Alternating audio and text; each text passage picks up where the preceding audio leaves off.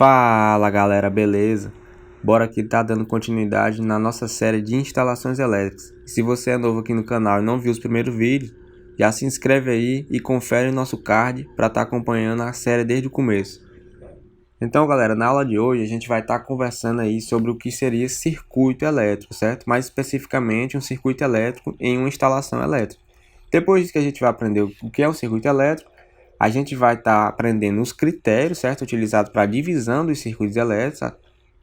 Depois que a gente aprender o que é um circuito elétrico dentro de uma residência, a gente vai estar aprendendo a dividir os circuitos elétricos de acordo com a norma, certo? E também com algumas sugestões que já é passada aí geração a geração, beleza? Como eu já mostrei a vocês.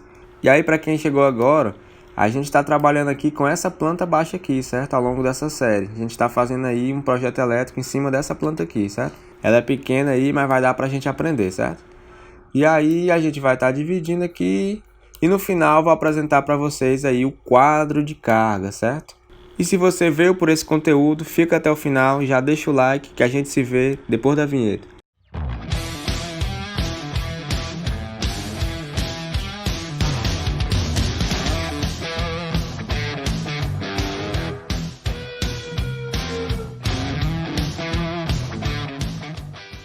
Então galera, um circuito elétrico você pode estar entendendo ele como uma malha, certo? E aí o que é uma malha fechada? Malha fechada é o seguinte, você tem aqui uma fonte, certo? Alternada, que vai ser a nossa fase e o neutro, né? Que a gente viu lá nas primeiras aulas. E ela está conectada a uma carga, onde essa carga aí pode ser, por exemplo, o teu circuito de tomada de cozinha, pode ser o teu chuveiro elétrico, pode ser teu circuito de iluminação, entendeu? Então essa carga aí pode ser qualquer coisa aí que você queira. E aí o caminho fechado é o quê? Você, por exemplo, lá quando você aperta o interruptor, né? Então ele fecha o circuito, então fica desse jeitinho aqui, a malha fechada. Então como você vai ter uma diferença de potencial e vai ter um caminho fechado, certo? Com uma certa aí impedância nesse caso, que é a oposição à passagem dessa corrente que vai ser de natureza alternada.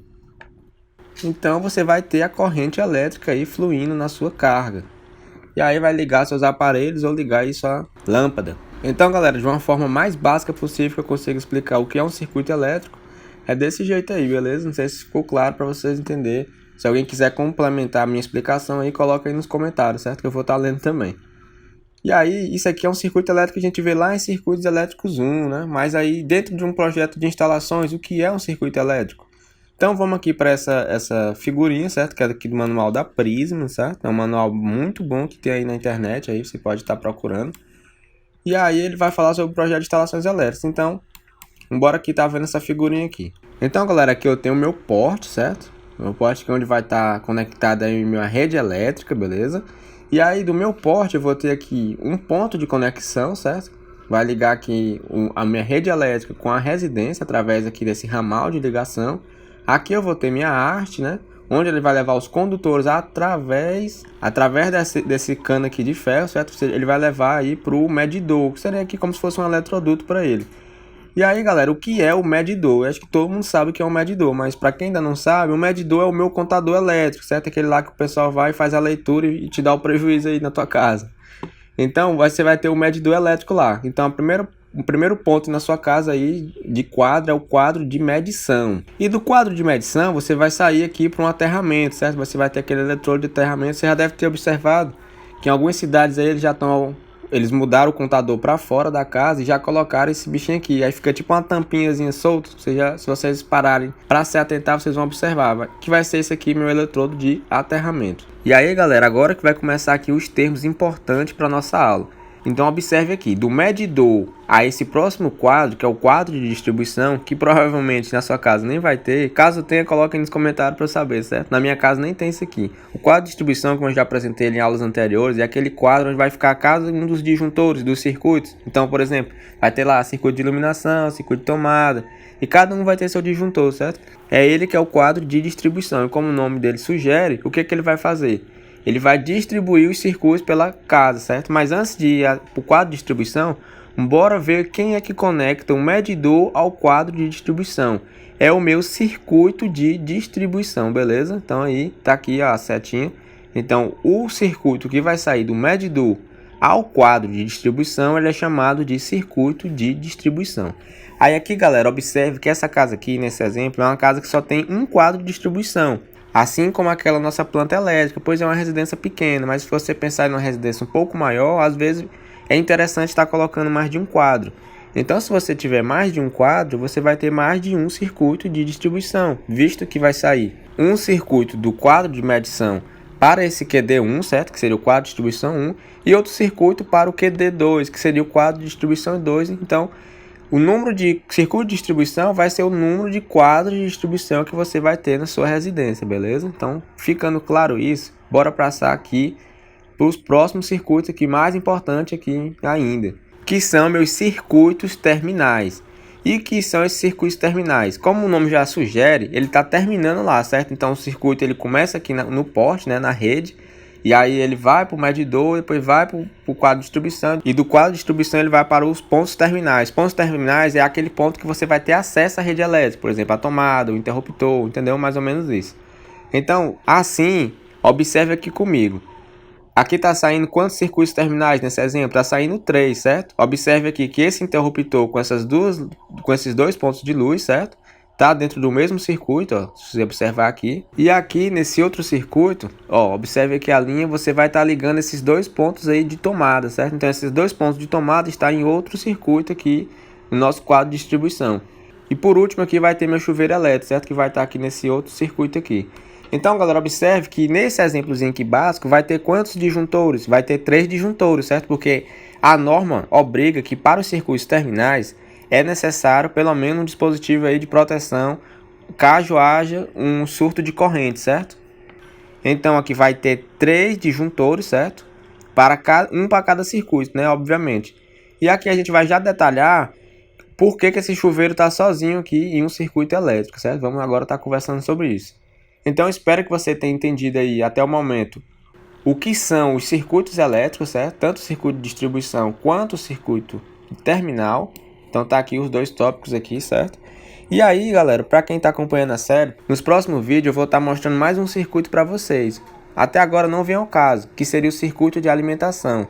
O circuito de alimentação, imagine aí que você vai estar fazendo a planta elétrica de um condomínio, certo? Então, a concessionária vai fornecer energia primeiro lá para um ponto onde vai ficar centralizado. Esse ponto vai ser chamado ponto de alimentação, e desse ponto de alimentação ele vai sair para os controladores, certo? Você observe aí como é que funciona mais ou menos um condomínio. E aí vai ter os circuitos de alimentação. Como agora não é o intuito aqui da nossa planta elétrica, não vou estar apresentando isso, mas aí já se inscreve no canal que você vai estar podendo conferir isso aí em próximos vídeos. Agora, galera, a gente vai estar aqui aprendendo os critérios para a gente estar dividindo os circuitos, certo? O circuito de distribuição na nossa residência. Então aqui destacado na cor vermelha, a gente vai ter os critérios que são obrigatórios, certo? Por norma. Já esses outros aqui, esses 3 que eu coloquei, são critérios aí, como eu falei para vocês lá no início, são critérios passados aí de geração para geração. A galera vê que funciona e vai passando para os outros, certo? Mais ou menos assim que funciona. Então vamos aqui primeiro para os obrigatórios. Então o primeiro aqui é TUI tem circuitos exclusivos. Aí lembrando aí o que é TUI, né? Uma tomada de uso específico. Por exemplo, aqui na nossa planta a gente vai ter o nosso chuveiro elétrico, né? Vamos aqui para a planta. A gente vai ter a torneira elétrica, o chuveiro elétrico e a máquina de lavar. Ou seja, aqui já tem 3 circuitos, porque cada equipamento desse vai ter que ser ligado individual, certo? De forma exclusiva. Isso aí, galera, se deve lá pelas definições do que é TUI, certo? Lembra que eu falei o que é TUI? TUI é aquele equipamento que vai ter uma corrente nominal aí superior a 10 amperes, certo? Então, como é uma corrente muito alta, ele acaba, às vezes, se tiver no mesmo circuito que outros aparelhos, ele acaba interferindo aí na qualidade de energia, entendeu? Então, por isso que a gente bota aí, um dos motivos, né, que a gente coloca aí para circuitos exclusivos TUI. Então, passando aqui para o próximo tópico aqui em vermelho, também é obrigatório, a gente tem TUGs de dependência como cozinha, área de serviço devem possuir circuito exclusivo. Então, por exemplo, aquele circuito de tomadas lá de uso geral que se coloca na cozinha, você coloca na área de serviço, em áreas molhadas, certo? Geralmente. Você vai ter que colocar ele num circuito exclusivo, ou seja, tipo assim, todas as tomadas da cozinha em um circuito único, entendeu? Eu não posso botar todas as tomadas da cozinha junto com a iluminação, entendeu? Aí ficaria misturado. Mas também eu posso estar botando assim, vamos supor que eu só tenho um ponto de tomada na área de serviço e um ponto de tomada na cozinha. Eu posso juntar os dois também, beleza? Eu posso juntar os ambientes semelhantes, que seriam as áreas molhadas. Então, não sei se ficou claro aí o que eu quis passar para vocês. Então, entendido isso, bora aqui para os critérios aí que todo mundo utiliza, a maioria das pessoas, né? Que faz um projeto aí bacana, para ficar mais fácil de fazer umas coisas lá no futuro, que eu vou já estar explicando para vocês. Então aqui o primeiro é separar o circuito de iluminação com o de tomadas. Galera, isso aqui é muito importante você separar isso aqui. Eu vejo, assim, na minha opinião, por exemplo, assim, se você vai fazer uma manutenção em uma tomada, você desliga só aquele disjuntor daquele grupo de tomadas que ela está conectada, certo? E aí você vai ter iluminação lá. Imagina que é à noite. Então você pode estar fazendo um reparo à noite de forma bem mais fácil, certo? Então isso é um dos motivos aí que eu acho isso aqui legal. Assim também como o contrário, né? Você pode estar fazendo manutenção na iluminação, utilizando alguma tomada, sei lá o que você está fazendo aí, mas pode, né? Então é sempre bom você separar circuito de iluminação com o de tomadas. E o próximo aqui eu tenho ao menos 2 circuitos de iluminação e 2 para tomadas. Galera, se você vai fazer de acordo com a norma, certo? Então muito provavelmente é quase impossível você colocar menos de 2 circuitos para tomada, certo? E você vai já ver por quê. Por causa desse próximo tópico aqui. É respeitar o limite de 2.200 VA por circuito. Galera, lembrando que isso aí não é obrigatório, certo? É recomendação. Então observe aqui comigo esse exemplo, certo? Aqui, como eu já falei, nossa instalação vai ser 220 volts. Não foi isso que a gente conversou na aula anterior? Você não assistiu, já clica lá, certo? E aí observe o seguinte, 220 volts. Então a corrente da TUG, ela pode ser aí até, vamos supor, 10 amperes, né? Então vamos multiplicar aí por 10. Quanto é que dá esse resultado aqui? Dá 2.200 e... Opa, tá errado. Então o resultado daí, 2.200 volt-ampere, né? Porque aí eu vou multiplicar volt, e aqui tá em ampere, né? Volt-ampere, você pode decorar assim também. Mas aqui é a minha potência aparente, certo? Que é a minha tensão de fase vezes a corrente de fase. Então, galera, se você colocar aí seus circuitos limitados aí por mais ou menos 2.200 volt-ampere, quando chegar lá no final do seu projeto, que você for fazer a parte de proteção, de botar os disjuntores, quase todos vão ficar disjuntores de 10 amperes, que são os mais comuns no mercado, certo? Outro motivo para isso, que se você não colocar esse limite, você botar esse circuito de potência muito alta, o que é que vai acontecer? Os condutores que vai levar essa energia vão ter que ser mais robustos, certo? Vão ter que ser mais grossos, vai ter que ter uma bitola maior. Se o condutor vai ter uma bitola maior, a garganta, né, que é o eletroduto, vai ter bem que ser maior. E aí vai quebrar mais parede porque o maior... Então tudo piora, certo? Então coloca desse jeito aí que dá certo. Então bora agora pro nosso exemplo, para a aula não ficar muito grande. Então relembrando, a nossa previsão de carga que a gente fez nas aulas anteriores ficou nesse formato aqui, beleza? Então aqui eu tenho minhas dependências e aqui a área e a potência aí em cada dependência. Então galera, a primeira coisa que eu coloquei aqui foi o seguinte. Eu peguei 2 circuitos aí e fiz de iluminação. Então fiz iluminação social e iluminação de serviço. E eu vou já estar mostrando aí qual ambiente aí vai estar em cada um. Depois disso eu criei aí, ó, se você observar aqui, eu criei 4 circuitos de tomadas de uso geral. 4 circuitos de TUG. Porque 2 não dava e você também vai já ver por que não dava. E aí depois, como eu tenho 3 TUI, então vou ter 3 circuitos aqui de TUI, exclusivo para elas, não é isso? Porque TUI pede circuito exclusivo. Sendo assim, bora aqui agora tá dividindo realmente os circuitos. Essa parte aqui é uma parte muito chata, eu particularmente acho muito chato, mas tem gente que acha legal. Veja aí o que você vai achar e diga aí nos comentários. Então no circuito 1 é um circuito de iluminação, certo? E eu chamei de iluminação social. Eu vou colocar todos esses ambientes aqui nesse circuito, então... Toda a iluminação do banheiro, quarto 2, quarto 1, sala e hall vai estar nesse circuito 1. No circuito 2, eu coloquei iluminação de serviço, certo? Então toda a parte de iluminação que envolve a copa, a cozinha e a área de serviço vai estar no circuito 2. Então galera, aqui no meu circuito 3, eu vou estar colocando as TUG de quais ambientes? Do quarto 1, quarto 2, banheiro, hall e sala, ou seja, todas as tomadas de uso geral nesses ambientes aqui estarão no circuito 3. No circuito 4, outro circuito para TUG, né, que eu botei lá. E ele vai ficar só com as tomadas da cozinha. Por quê? Porque eu não posso misturar, certo? Eu poderia até colocar aqui cozinha e área de serviço no mesmo circuito. Só que vocês vão ver que a potência desses ambientes aqui é muito grande e vai ultrapassar 2.200 volt-ampere. Eu poderia ultrapassar, né? Você sabe que não é obrigação, mas como eu quero respeitar aquele limite, eu não vou botar eles junto. Então o circuito 5 fica as TUG de área de serviço. E agora, galera, meu circuito 6 vai ser as TUG da Copa, certo? Que também é um ambiente que vai ter bastante potência, lembra? E aí o circuito 7, 8, 9 vai ser cada uma das TUGs, certo? Torneira elétrica, chuveiro elétrico e máquina de lavar. Então, galera, dividi aí meus circuitos, certo? Agora vamos estar mostrando aqui o quadro de cargas. E o que você tem que entender sobre o quadro de carga é o seguinte: ele é toda a sua carga instalada em um quadro de distribuição. Se você observar aqui, eu chamei aqui QD1, certo? A gente só vai ter um quadro de distribuição, mas mesmo assim eu coloquei aí QD1. Então, toda a carga que está instalada em QD1 tem que estar apresentada aí no quadro de cargas. Se você observar, ele vai ter várias colunas aí. E eu não botei todas, certo? Daqui para o final a gente vai adicionando colunas aí para ir preenchendo. Então bora estar observando o que esse quadro de cargas aqui está dizendo para a gente. Então aqui tem circuito, eu tenho o número do circuito, certo? Aqui eu vou ter a descrição, que é o que é esse circuito. Então aqui circuito 1, iluminação social, 2, iluminação de serviço, 3, lá, do jeito que a gente fez lá em cima. Aí observe que apareceu aqui esse A, B, C, D, E dentro de iluminação. Você já deve saber o que é isso aqui, certo? Se está dentro de iluminação, essas letrinhas aqui minúsculas, A, B, C, D, o que é isso aqui? É nossos comandos, certo? Então imagina aí por que foi que eu botei A, B, C, D, E no circuito de iluminação social. É só você vir aqui, ó. O circuito 1 é o circuito que a gente está vendo ali. Eles são quantos ambientes? 5. Então você vai ter pelo menos aí 5 comandos, certo? Porque imagina aí se você coloca só 4. Então se você desliga o banheiro, as lâmpadas do banheiro vai desligar também a de outro ambiente, certo? Então por isso, se você tem 5 ambientes, tem que ter aí 5 comandos. Então A, B, C, D, E. Iluminação de serviço, como vai ter 3 ambientes, eu botei 3. E aí continua, certo? Então é F, G, H. Passando disso, o que é agora que a gente vai ver? Então vai ter um método de instalação. Isso aqui eu não vou falar nessa aula, sendo aí dos próximos capítulos. Então, galera, nessa coluna aqui onde vai estar esquema, é como é que vai ser ligado meu circuito aí meu circuito terminal, né? Então é fase neutro, fase neutro, fase neutro. Então aqui você vai observar uma coisa. Mesmo a sua instalação elétrica sendo trifásica, os circuitos que vão para os circuitos terminais são os circuitos monofásicos, certo? Porque a lâmpada aí que você tem, ela é acionada em 220 volts.